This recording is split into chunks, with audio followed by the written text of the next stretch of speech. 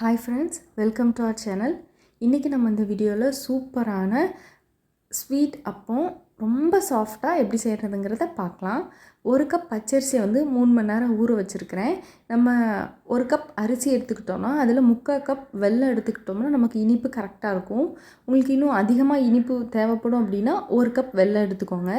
இப்போ இந்த வெல்லத்தில் தூசி அதெல்லாம் இருக்க சான்சஸ் இருக்குது. அதனால் ஒரு 1/4 கப் அளவுக்கு மட்டும் இந்த வெல்லத்துக்கு கூட தண்ணி ஊற்றி நம்ம கொஞ்சமாக கொதிக்க விடணும். வெல்லம் கரையிற அளவுக்கு நம்ம கொதிக்க வச்சா போதும். உடனே நம்ம ஆஃப் பண்ணிவிட்டு இதை தனியாக வடிகட்டி எடுத்து வச்சுக்கோங்க. இப்போ நம்ம அந்த அரிசி கூட மிக்சியில் 2 ஏலக்காய், ஒரு வாழைப்பழம் எடுத்துருக்கிறேன்.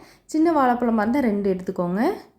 இதை இப்போ தண்ணிக்கு பதிலாக இந்த வெல்லத்தை ஊற்றி நம்ம அரைச்சிக்கணும். வெல்லத்தை ஆற வச்சு எடுத்து வச்சுக்கோங்க. நல்லா ஸ்மூத்தாக அரைச்சிட்டிங்கன்னா நல்லா அப்போ நமக்கு நல்லா சாஃப்டாக நமக்கு கிடைக்கும்.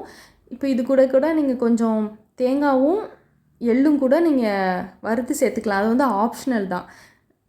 தேவைப்பட்டுச்சுன்னா நீங்கள் சேர்த்துக்கோங்க. நான் சேர்த்துக்கிறேன். இதை நம்ம புளிக்க வைக்கணும். ஒரு 3 மணி நேரம் 4 மணி நேரம் புளிச்சிதுன்னா நமக்கு நல்லாயிருக்கும். இல்லை உடனே சுடணும்னா கொஞ்சமாக சோடாப்பு போட்டு நம்ம உடனே செஞ்சிடலாம். நான் 3 மணி நேரம் புளிக்க வச்சுருக்கிறேன்.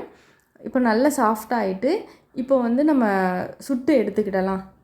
நம்ம பாத்திரத்தில் எண்ணெய் ஊற்றியும் சுடலாம்.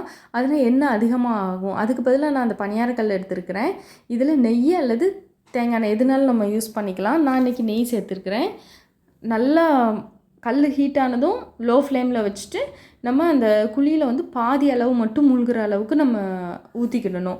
ஏன்னா அது வெந்ததுக்கப்புறம் கொஞ்சம் புஃப்னு வரும். அதனால் ஊற்றிட்டு நம்ம ஒரு பக்கம் வெந்ததும் அடுத்த பக்கம் திருப்பி போட்டு நம்ம எடுத்துக்கலாம். இப்போ நீங்கள் பாத்திரத்தில் எண்ணெய் ஊற்றி அதில் ஒரு கரண்டி கோதி ஊற்றி பண்ணும்போது ஆயில் நல்லா ஹீட்டாக இருக்கணும். ஆயில் நல்லா ஹீட்டாக இருந்தாலும் நல்லா புஷ்ஷுன்னு வரும். ஆயில் ஹீட் இல்லாமல் இருந்துச்சுன்னா அப்படி தட்டையாகவே ஆயிரும். ஆனால் டேஸ்ட் எதுவுமே மாறாது. அதனால் கொஞ்சம் ஆயில் ஹீட் பண்ணிக்கோங்க. இப்போ ஒரு பக்கம் வெந்ததும் அடுத்த பக்கம் திருப்பி போட்டுக்கிடலாம். லோ ஃப்ளேமாக வச்சுக்கோங்க. அப்போ தான் உள்ளெல்லாம் நல்லா வேகும். அல்லது உள்ள மாவு இதாக இருக்கும். நீங்கள் பாத்திரத்தில் பண்ணிங்கன்னா முதல்ல ஹை ஃப்ளேமில் வச்சுட்டு அது புஃப்னு வந்ததும் லோ ஃப்ளேமில் வச்சு வேக வச்சு எடுத்துட்டோன்னா நமக்கு சூப்பரான நமக்கு அப்போ ரெடி ஆகிடுச்சு. இதை மாதிரி குத்தி பாருங்க.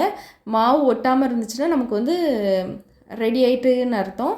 ரொம்ப சூப்பரான டேஸ்ட்டில் நமக்கு ரெடி ஆயிரும். நீங்களும் உங்கள் வீட்டில் ட்ரை பண்ணி பார்த்துட்டு உங்களோட கமெண்ட்ஸை என் கூட ஷேர் பண்ணிக்கோங்க. தேங்க்ஸ் ஃபார் வாட்சிங்.